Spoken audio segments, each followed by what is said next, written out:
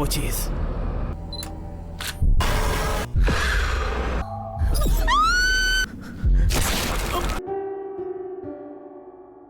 Movie शुरू होती है और हम ऑक्सो स्टेशन को देखते हैं जहां पर एक लड़का अकेला बैठा होता है। तभी उस स्टेशन पर एक पागल औरत आती है जो कि अजीब हरकतें कर रही थी। वो लड़का उस औरत के बारे में सोशल मीडिया पर शेयर करता है और बताने लगता है कि कैसे वो अजीब तरह से बिहेव कर रही है, जिसके तुरंत बाद वो औरत वहां से गायब हो जाती है। अब वो लड़का उसी जगह पर जाकर देखने लगता है, लेकिन तभी स्टेशन का एंट्री गेट खुल जाता है और सबसे शॉकिंग बात ये थी कि वहां पर कोई ट्रेन ही नहीं आई थी। तभी अचानक से ही ट्रेन के ट्रैक से कुछ आवाजें आने लगती है, जिसे सुनने के लिए वो लड़का नीचे देखने लगता है और तभी वो गेट अचानक बंद हो जाती है, जिससे कि काफी ब्रूटल वे में उसकी मौत हो जाती है और ये सीन यहीं पर कट हो जाता है। अब तभी हम किम नाम की एक रिपोर्टर को देख पाते हैं जिसने रिसेंटली एक एक्ट्रेस के बारे में कुछ न्यूज रिपोर्ट बनाई थी जो कि काफी अच्छी पब्लिसिटी पा रही थी। लेकिन इस रिपोर्ट के अंदर एक दिक्कत आ जाती है कि ये सब न्यूज किम ने बिना उस एक्ट्रेस के परमिशन के पब्लिश की थी, जिसकी वजह से उनकी कंपनी को $50 मिलियन का फाइन लगता है। और इस बात से किम की बॉस उस पर बहुत चिल्लाती है और कहती है कि या तो वो खुद इस फाइन को भरे या फिर एक ऐसा रिपोर्ट बनाए जिसके अंदर बहुत सारे एड्स आने वाले हो ताकि उससे उनका ये फाइन वसूल हो जाए। हालांकि इसमें किम के साथ साथ उसकी कंपनी की भी गलती होती है क्योंकि रिपोर्ट को उन्होंने ही अप्रूव किया था, लेकिन फिर भी उसकी बॉस इसका पूरा इल्जाम किम के ऊपर लगा देती है, जिसके बाद में वो एक नई रिपोर्ट बनाने के आइडिया के लिए निकल जाती है। अब किम ऑक्सो स्टेशन पर किसी काम से निकल जाती है और अपने फ्रेंड चोई और संग से वहां मिलती है। बातों ही बातों में चोई उसको बताता है कि उस दिन जब वो स्टेशन में गई थी तो उसके कुछ देर बाद एक आदमी ने ट्रेन के नीचे आकर खुद को खत्म कर लिया, जिसको बचाने के लिए चोई गया तो था लेकिन वो आदमी बच नहीं पाया और उस समय उसने स्टेशन के ट्रैक पर वहां किसी बच्चे को भी देखा था। और यही सेम चीज यंग नाम के एक दूसरे आदमी ने भी देखी थी जो कि उसी स्टेशन पर मोर्टिशियन का काम करता था। अब मोर्टिशियन उनको कहा जाता है जो किसी बॉडी को उसके फ्यूनरल या फिर उसके ब्यूरियल के लिए तैयार करते हैं। चोई का कहना था कि वो बच्चा भूत था और वो आदमी जिसने खुद को खत्म किया वो पजेस्ड हालत में था, यानी कि ऑक्सो स्टेशन अपने में ही काफी हॉन्टेड जगह थी। अब ये सब सुनने के बाद में किम ने फैसला कर लिया था कि वो ऑक्सो स्टेशन के भूतों पर ही अपनी अगली रिपोर्ट बनाएगी क्योंकि इसमें काफी सस्पेंस है और ये वायरल हो सकता है। तभी किंग यंग से मिलने जाती है जहां पर वो उसको बताता है कि कैसे उसने उस दिन उस बच्चे को रेलवे ट्रैक के नीचे देखा था जो कि श्योरली भूत ही था।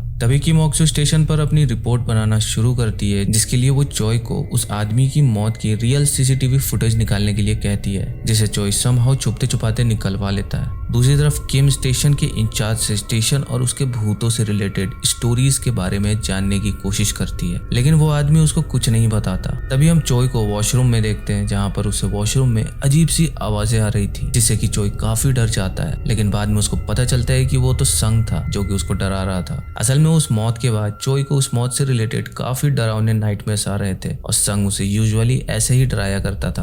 अब यहाँ पर एक सीन के अंदर संग को शीशे के ऊपर कुछ नंबर दिखते हैं जिनको वो इग्नोर कर देता है और ये जो नंबर वाली बात है इसको आप याद रखना क्योंकि ये इस मूवी का मेन कोर पॉइंट है। फिर आगे जब रात में चोई किम को सीसीटीवी वीडियो दे रहा होता है तो वो उसको बताता है कि उसने ट्रेन के ड्राइवर को अजीब हालत में स्टेशन पर जाते हुए देखा और किम इस मौके का फायदा उठाकर उसका इंटरव्यू लेने के लिए वहां निकल जाती है। किम वहां पहुंचती है और ड्राइवर के बाजू में बैठकर उसका इंटरव्यू लेना शुरू करती है, लेकिन ड्राइवर उससे बातें नहीं कर रहा था और ऐसा लग रहा था जैसे कि वो पोजेस्ड हो। और हम भी एज अ व्यूअर देख पाते कि ड्राइवर के कंधे पर एक बच्चे की स्पिरिट बैठी है जो कि उसके गले को पकड़े हुए है और उसी वजह से उसके गले के आसपास काफी निशान आ गए थे। एनीवेज अब ड्राइवर वहां से उठकर एक बेसमेंट साइड पर चला जाता है जहां पर उसके पीछे किम भी आ जाती है और तब ड्राइवर कुछ नंबर को रिपीट कर रहा था जो कि 4 डिजिट के नंबर थे 0319 और बिल्कुल ऐसे ही 4 डिजिट के नंबर संग को भी दिखाई दिए थे, जिसके बाद ड्राइवर एक स्पिरिट में तब्दील हो जाता है और ये सीन यहीं पर कट हो जाता है। अब अगले सीन में हम किम को ट्रेन लेते हुए देखते हैं जहां पर वो नोटिस करती है कि सभी लोग उसके ऑक्सो स्टेशन की रिपोर्ट को पढ़ रहे हैं और वो काफी फेमस हो चुकी है, लेकिन उसी ऑक्सो स्टेशन पर एक बच्ची की स्पिरिट उसका पैर पकड़ लेती है जिसके बाद उसकी अचानक से आंख खुलती है, यानी कि असल में ये सब उसका एक सपना था। अब उसके सारे कलीग्स केक लेकर सेलिब्रेशन करने आते हैं क्योंकि उसका ऑक्सो स्टेशन वाला रिपोर्ट काफी फेमस हो गया था रियल में और उस पर लाखों में क्लिक्स आ रहे थे।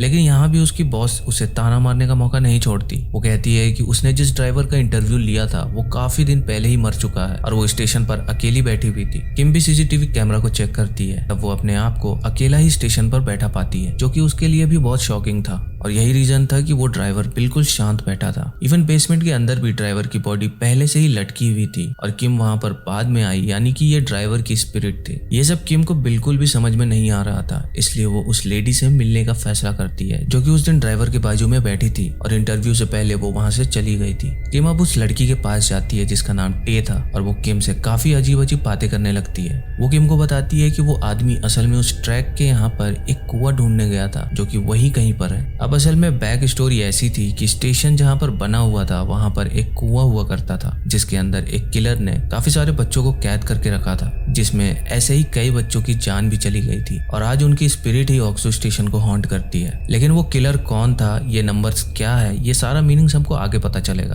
तभी किम टे के कहने पर उस पुराने कुएं का इंटरनेट से फोटो निकालती है और टे को भेजती है, जिसे देखकर टे को कुछ बातें याद आने लगती है। एनीवे मूवी आगे बढ़ती है और हम टे के हाथ में एक डायरी देख पाते हैं जिसके अंदर कई नंबर लिखे हुए थे, लेकिन वो सारे नंबर्स 4 डिजिट वाले ही थे। साथ ही में उसके अंदर एक फोटो भी होता है जिसके अंदर 2 बच्चे एक आदमी के साथ ऑक्सो ऑर्फनेज के सामने खड़े थे और ये देखकर टे को कुछ विजन्स आने लगते हैं जैसे कि वो उस जगह से कनेक्टेड हो।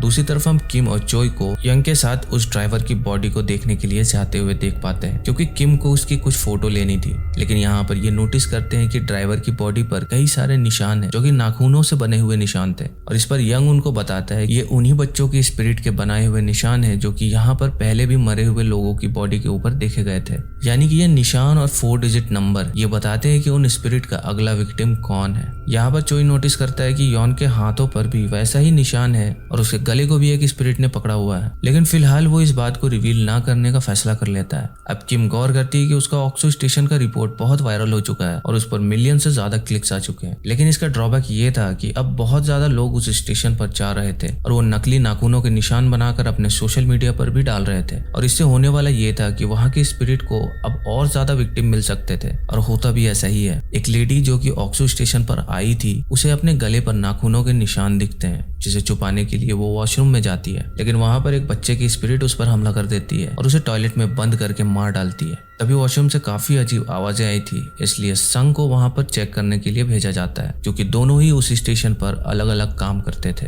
संग वहां पर पहुंचता है और उस लेडी को मारने वाली स्पिरिट उस पर भी हमला करके उसको भी मार देती है। इसका ये भी रीजन था कि उसे ऑलरेडी वो नंबर दिख चुके थे और कुछ समय पहले उस पर भी नाखूनों के निशान आ चुके थे। अब किम जब संग के फ्यूनरल में जाती है तो वो चोई से भी मिलती है जो कि उसको बताता है कि उसे भी कुछ समय पहले एक छोटी बच्ची दिखी थी जिसके कपड़ों पर कुछ नंबर लिखे हुए थे और अब उसके भी हाथों पर नाखूनों के निशान है, यानी कि अब वो स्पिरिट का अगला विक्टिम है और इसी बात से वो बहुत ज्यादा डरा हुआ था। रात के समय जब वो सो रहा होता है तभी उसे उन्हीं बच्चों की स्पिरिट के नाइटमेयर आते हैं और वो कुआं भी सपने में दिखाई देता है। जो ये सारी बातें जाकर किम को बताता है और दोनों इसका सोल्यूशन ढूंढते हैं। टे के पास पहुंचते हैं। अब टे जो कि अपने आप को उस आदमी की बहन बता रही थी जिसे मूवी के स्टार्टिंग में चोई बचाने गया था और वो कहती है कि उसका भाई इसलिए मारा गया था क्योंकि वो उस कुएं को ढूंढने गया था। अब सब मिलकर उसके फोन को चेक करते हैं जिसके अंदर उन्हें एक वीडियो मिलता है जहाँ पर टे के भाई को वो कुआं मिल जाता है, साथ ही उन बच्चों के स्केलेटन भी मिल जाते हैं। ये लोग अब उसी कुएं को ढूंढने का फैसला करते हैं ताकि उन कंकालों का फ्यूनरल करके वो इस पूरे डेथ ट्रैप से हमेशा के लिए छुटकारा पा सके और उसको बंद कर सके।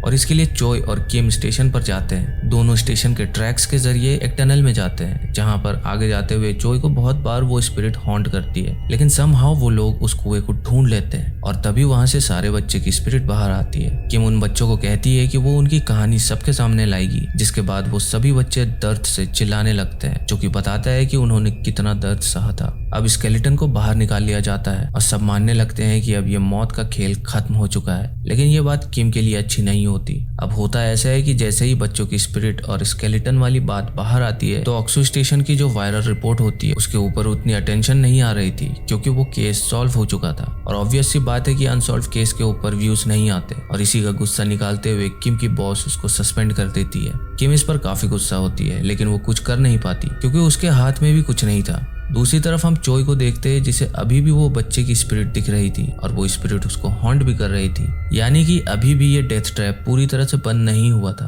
खैर चोई अब स्पिरिट से बचते हुए स्टेशन पर भाग जाता है और वहां पर वो अपने सामने योंग को देखता है। उधर वो नोटिस करता है कि उसके हाथों पर भी वैसे ही निशान है, लेकिन योन के हाथों पर अब वो निशान नहीं थे, यानी कि योन ने इससे छुटकारा पाने के लिए कुछ न कुछ किया था। यही सोचकर चोई उसके पास जाता है और उससे पूछने लगता है, लेकिन योन उसकी मदद करने से सीधा मना कर देता है, जिसके बाद में चोई उसके पीछे उसके घर तक जाता है और ये सीन यहीं कट हो जाता है। अब हम किम को देखते हैं जो कि अपने घर पर थी और तभी उससे मिलने वहां पर टे आ जाती है और यहाँ पर किम देखती है कि टे के हाथों पर वो नाखूनों के निशान है। जिसके बाद टे बहुत बड़ा सच किम को बताती है। वो बोलती है कि जब वो लोग कुआं ढूंढने गए थे तब पीछे से यॉन ने उस पर हमला कर दिया था और उसे मारने की धमकी देकर उसने वो 4 नंबर उसको बोलने के लिए कहा था, जिसे बोलते ही यॉन का कर्ज उस पर आ गया। किम इस पर कहती है कि उसे कैसे पता चला कि ये कर्ज ऐसे शिफ्ट होता है। इस पर टे का जवाब होता है कि उसके पिता एक तांत्रिक थे जिसे इन चीजों की अच्छी नॉलेज थी। टे यहाँ पर यह बताती है कि वो उसी आदमी की बेटी है जिसने उन सभी बच्चों को कुएं में मारा था। असल में टे भी उन्हीं बच्चों में से थी और एक दिन उस आदमी ने उसे वहां से निकाल लिया। टे और उसका भाई दोनों अडॉप्टेड थे और उसने उसके भाई के रिक्वेस्ट करने पर टे को कुएं से बाहर निकाल लिया। जाते हुए सभी दूसरे बच्चे ने टे से कहा था कि तुम जाकर हमें भी यहाँ से बाहर निकलवा लेना। असल में उस किलर आदमी ने सभी बच्चों को 4 डिजिट का एक स्पेसिफिक नंबर दिया था और इससे ही वो सबको आइडेंटिफाई किया करता था और यही रीजन है कि हर घोस्ट एक नंबर से जुड़ा हुआ था और इसीलिए मैंने आपको कहा था कि इन नंबरों से ही पूरी कहानी जुड़ी हुई है। असल में वो किलर जिस ऑर्फनेज को चलाया करता था उसके बच्चों के ऑर्गन्स को वो बेचा भी करता था और ऑर्गन ट्रैफिकिंग ही उसका काम था। लेकिन बाद में कहीं वो फंस ना जाए इसलिए उसने सभी बच्चों को जिंदा ही उस कुएं के अंदर दफना दिया और ये सब टे और उसके भाई की आंखों के सामने हुआ था। लेकिन वो बहुत डरे हुए थे इसलिए कुछ नहीं कर पाए और यहाँ पर बेसिकली उन्होंने उन बच्चों को इनडायरेक्टली धोखा दिया था। टे को ये सारी बातें याद आ गई थी इसलिए अब वो इन स्पिरिट्स को पहचान भी पा रही थी। लेकिन इसको खत्म करने का एक ही तरीका था कि आखिरी तक जो भी इस कर्ज से जुड़ा हुआ है वो खत्म हो जाए, यानी कि वो लोग जिनके हाथों पर निशान है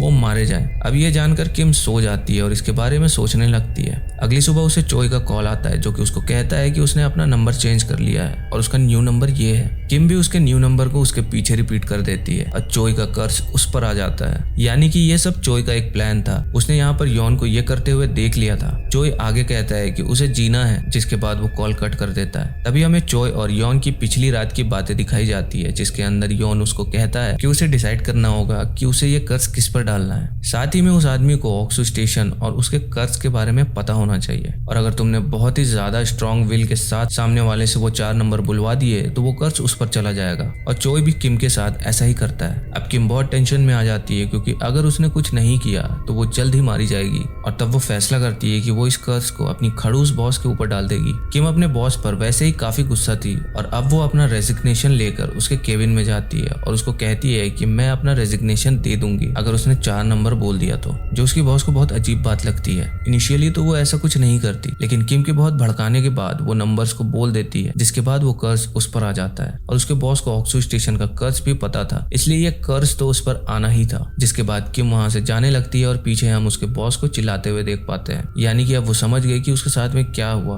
और इसी के साथ में ये मूवी यहीं पर खत्म हो जाती है।